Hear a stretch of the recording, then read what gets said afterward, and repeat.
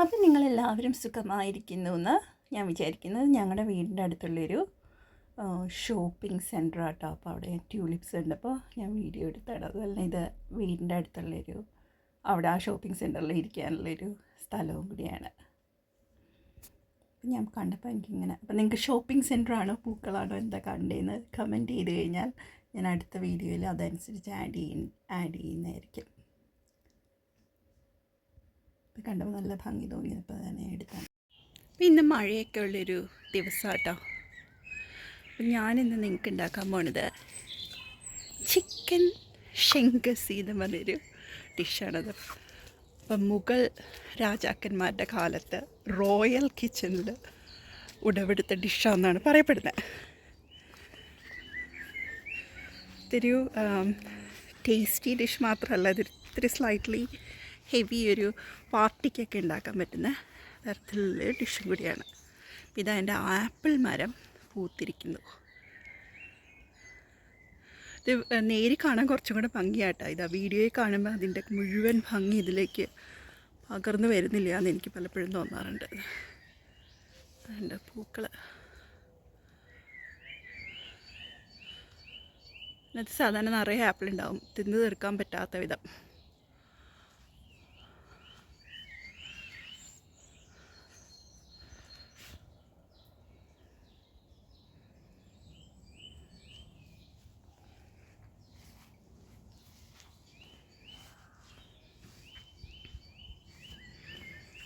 അപ്പോൾ അങ്ങനെ എങ്ങനെയാണ് ചിക്കൻ ഷെങ്കസി ഉണ്ടാക്കണമെന്ന് കാണാം. അതിൻ്റെ പ്രൊനൗൺസിയേഷൻ കറക്റ്റാണെന്ന് എനിക്ക് ചെറിയ സംശയം ഉണ്ടെങ്കിലും.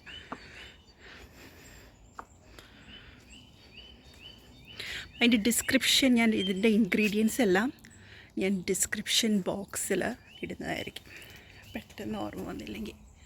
അതിൻ്റെ ഓറഞ്ച്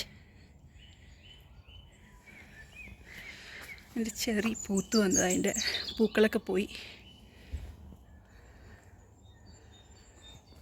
അപ്പം നമുക്ക് കാണാം.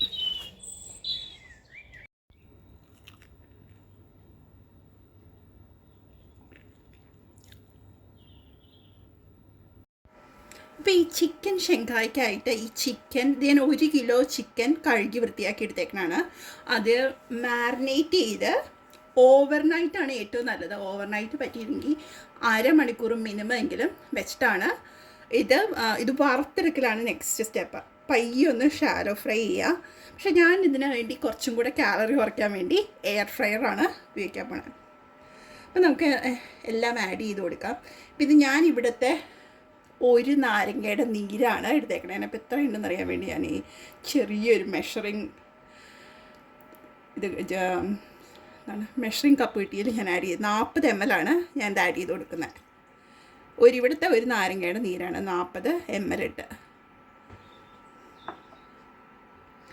പിന്നെ ഞാൻ ആഡ് ചെയ്ത് കൊടുക്കുന്നത് 1 ടേബിൾ സ്പൂൺ മുളക് പൊടിയാണ്.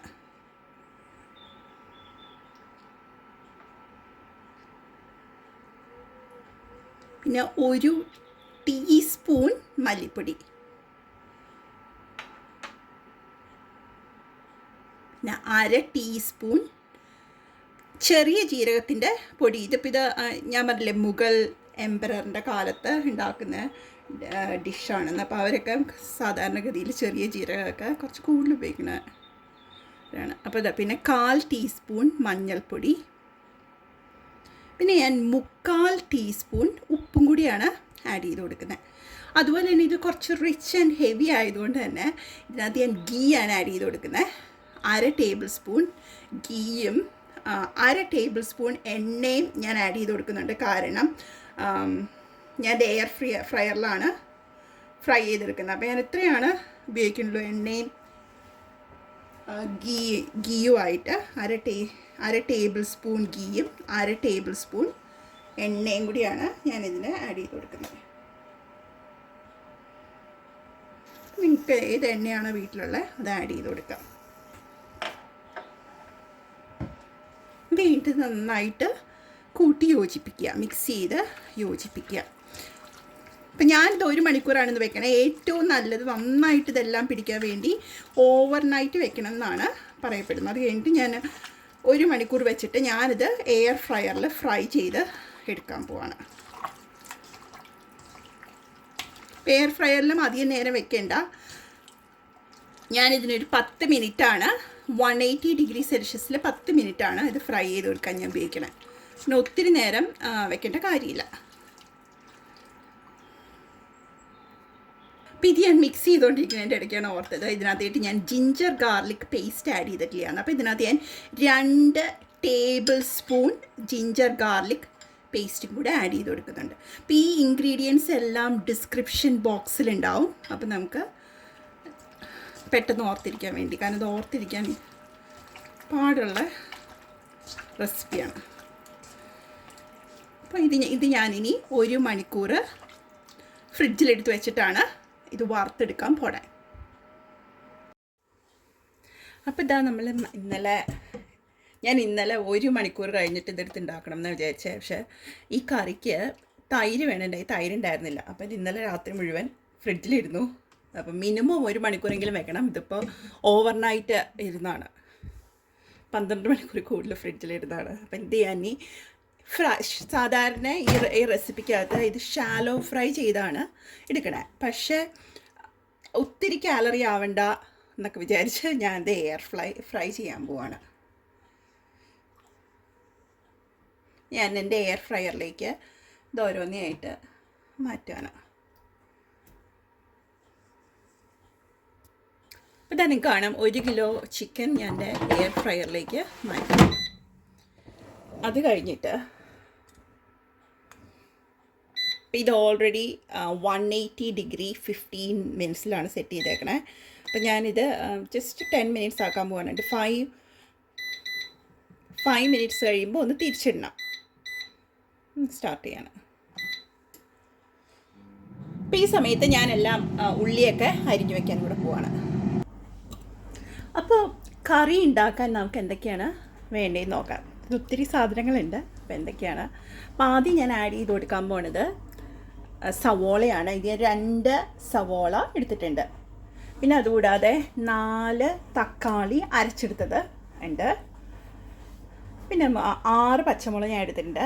ഇതൊരു 1.5 ടേബിൾ സ്പൂണിൻ്റെ അടുത്ത് ബട്ടർ എടുത്തിട്ടുണ്ട് ഈ കറിക്ക്. ഞാൻ പറഞ്ഞ പോലെ ഇതൊരു റിച്ച് കറിയാണ്.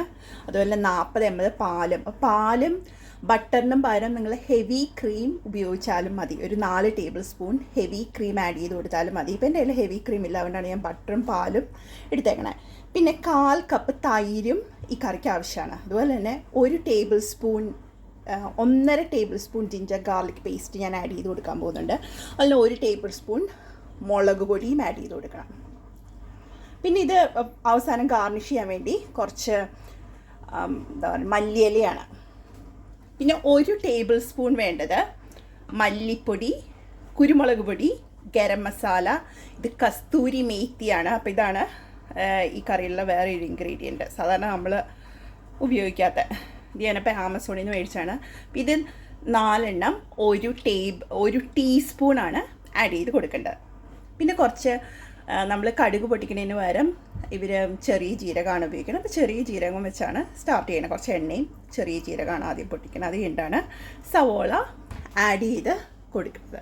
അപ്പോൾ നമുക്ക് നോക്കാം ഇതെങ്ങനെ ഈ കറി ഉണ്ടാക്കണേന്ന്. ഇതെല്ലാം ഞാൻ ഡിസ്ക്രിപ്ഷനിൽ ഇട്ടിട്ടുണ്ടാവും, അപ്പോൾ നിങ്ങൾക്ക് ഫോളോ ചെയ്യാൻ എളുപ്പമായിരിക്കും. അപ്പോൾ ഞാനൊരു ഇരുമ്പ് ചീഞ്ചട്ടി അടുപ്പത്ത് വെച്ചിട്ടുണ്ട്. അപ്പോൾ ചൂടായി വരുമ്പോൾ ഞാൻ ഇത്തിരി എണ്ണ ആഡ് ചെയ്ത് കൊടുക്കാൻ പോവാണ്.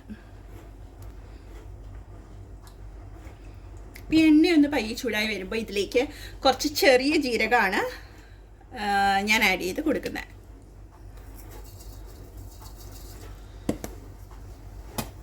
അപ്പോൾ നിങ്ങൾക്ക് കാണാൻ ചെറിയ ജീരകമൊക്കെ പൊട്ടി വന്നിട്ടുണ്ട്. അപ്പോൾ ഇതിലേക്ക് ഞാൻ കുറച്ച് സവോള ആഡ് ചെയ്ത് കൊടുക്കാൻ പോവാണ്. സവോള ആഡ് ചെയ്ത് കൊടുത്തു. ഈ സവോള ഒന്ന് പെട്ടെന്ന് വഴന്ന് വരാൻ വേണ്ടി ലേശം ഉപ്പും ആഡ് ചെയ്ത് കൊടുക്കുന്നുണ്ട്. ഈ സമയത്ത് തന്നെ ഞാൻ 1.5 ടേബിൾ സ്പൂൺ ജിഞ്ചർ ഗാർലിക് പേസ്റ്റും ആഡ് ചെയ്യാൻ പോവാണ്. 1.5 table spoon ginger garlic paste ഇതിലേക്ക് ആഡ് ചെയ്ത് കൊടുക്കുന്നുണ്ട്. അതുപോലെ തന്നെ 6 പച്ചമുളകാണ് ഞാൻ എടുത്തേക്കണം, അതും ആഡ് ചെയ്യുകയാണ്.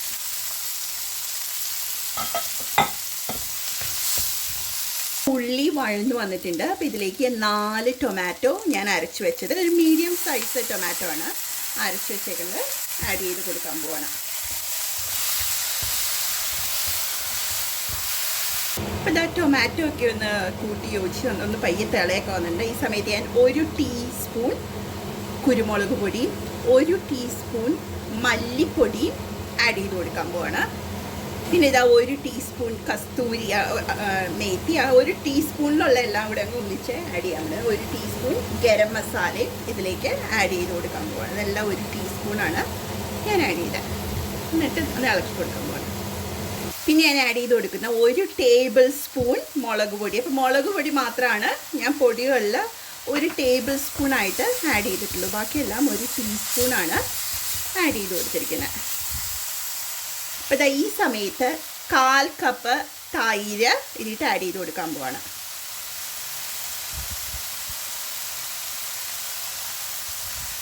ഇതാ 1/4 കപ്പ് വെള്ളം, ഞാൻ ആ തൈരിൻ്റെ എടുത്ത കപ്പ് ഒന്ന് കഴുകി എടുത്താണ്, തൈര് മുഴുവൻ പോകത്തുള്ളൂ. 1/4 കപ്പ് വെള്ളവും 1/4 കപ്പ് തൈരും കൂടെ ഇതിനകത്തേക്ക് ഞാൻ ആഡ് ചെയ്ത് കൊടുത്തു. പിന്നെ ഇതാ 1.5 ടേബിൾ സ്പൂൺ ബട്ടറും ഇതിലേക്ക്, ഞാൻ പറഞ്ഞ പോലെ റിച്ച് കറിയാണ്, അപ്പോൾ അതിലേക്ക് 1.5 ടേബിൾ സ്പൂൺ ബട്ടറും. ആ ബട്ടറൊക്കെ ഒന്ന് മെൽറ്റായി വന്നതിന് ശേഷം ഇത് ഉപ്പ് ആവശ്യത്തിനുണ്ടോ എന്ന് നമുക്ക് നോക്കാം. അതുപോലെ ഈ സമയത്ത് തന്നെ 40 ml പാലും കൂടെ ഞാൻ ആഡ് ചെയ്യാൻ പോവാണ്. 40 ml പാലും ആഡ് ചെയ്ത് കൊടുത്ത്, ഇത് heavy cream 4 table spoon heavy cream add ചെയ്താലും മതി, ഇങ്ങനെ ആഡ് ചെയ്യണമെന്നില്ല. അപ്പോൾ ഇതൊന്ന് പയ്യെ തിളച്ച് വന്ന് ആ ബട്ടറൊക്കെ മെൽറ്റായി വരുമ്പോൾ നമുക്ക് നമ്മൾ എയർ ഫ്രയറിൽ ഫ്രൈ ചെയ്ത ചിക്കനും കൂടെ ആഡ് ചെയ്ത് കൊടുക്കാം. ഈ സമയത്ത് ഉപ്പ് പാകത്തിനാണോ നോക്കി ഉപ്പ് ആഡ് ചെയ്ത് കൊടുക്കുക. അപ്പോൾ ഞാൻ കറി ടേസ്റ്റ് ചെയ്ത് നോക്കി, ആ കസ്തൂരി മേത്തിയുടെയൊക്കെ ഒരു നല്ലൊരു ടേസ്റ്റ് ഈ കറിയിൽ നിന്ന് വരുന്നുണ്ട്. ഒരു ബ്യൂട്ടിഫുൾ ഫ്ലേവർ ആട്ടോ കസ്തൂരി മേത്തിയുടെ, എനിക്കിഷ്ടമായി. അപ്പോൾ ഈ സമയത്ത് ഞാൻ എയർ ഫ്രയറിൽ ഫ്രൈ ചെയ്ത് വെച്ച ചിക്കനും കൂടെ ആഡ് ചെയ്ത് കൊടുക്കുകയാണ്. അപ്പോൾ ഇത് ഈ എയർ ഫ്രയറിൻ്റെ അകത്ത് ഈ ചിക്കനിൽ നിന്നുള്ള വെള്ളം അതിനകത്ത് തന്നെ ഉണ്ട്, താഴത്തേട്ട് വന്നിട്ടുണ്ട്. ആ വെള്ളവും ഞാൻ ഇതിലേക്ക് ആഡ് ചെയ്ത് കൊടുക്കുന്നുണ്ട്, ആ ഫ്ലേവർ കിട്ടാൻ വേണ്ടി. ഞാൻ ചിക്കൻ വറുത്ത് കഴിഞ്ഞപ്പോൾ എയർ ഫ്രയറിൻ്റെ മുകളിലത്തെ ട്രേ ഞാൻ മാറ്റി കഴിഞ്ഞപ്പോൾ അടിയിൽ കുറച്ച് വെള്ളമുണ്ട്, ആ വെള്ളം ഞാൻ ഈ കറിയിലേക്ക് ആഡ് ചെയ്ത് കൊടുക്കുന്നു. അപ്പോൾ ആ ഒരു ഫ്ലേവർ, ആ ചിക്കൻ്റെ ഫ്ലേവർ ഒട്ടും പോകാതിരിക്കാൻ വേണ്ടിയാണ് ഇങ്ങനെ ചെയ്യണം. അപ്പോൾ ആ വെള്ളവും കൂടെ ആഡ് ചെയ്ത് കഴിഞ്ഞപ്പോൾ ആവശ്യത്തിന് നല്ല ചാറായെന്ന് മാത്രമല്ല വളരെ രുചികരമാട്ടോ. ഇത് വളരെ രുചികരമായൊരു കറിയാണ്. ഇത് 5 മിനിറ്റ് ഞാൻ അടച്ച് വെച്ച് വേവിച്ച ശേഷം ഇത്തിരി മല്ലിയില തൂവി എടുക്കാൻ പോവാണ്. അപ്പോൾ ഇത് 5 മിനിറ്റ് കഴിഞ്ഞിട്ടുണ്ട്. ഇടയ്ക്ക് ഞാനിതൊന്ന് പൊക്കി ഇളക്കി കൊടുത്തായിരുന്നു കേട്ടോ. അപ്പം ഇതിലേക്ക് ഞാൻ ഇത്തിരി മല്ലിയില തൂക്കി എടുക്കാൻ പോവാണ്. ഫൈനൽ സ്റ്റെപ്പ് മല്ലിയില ആഡ് ചെയ്ത് കൊടുക്കലാണ്.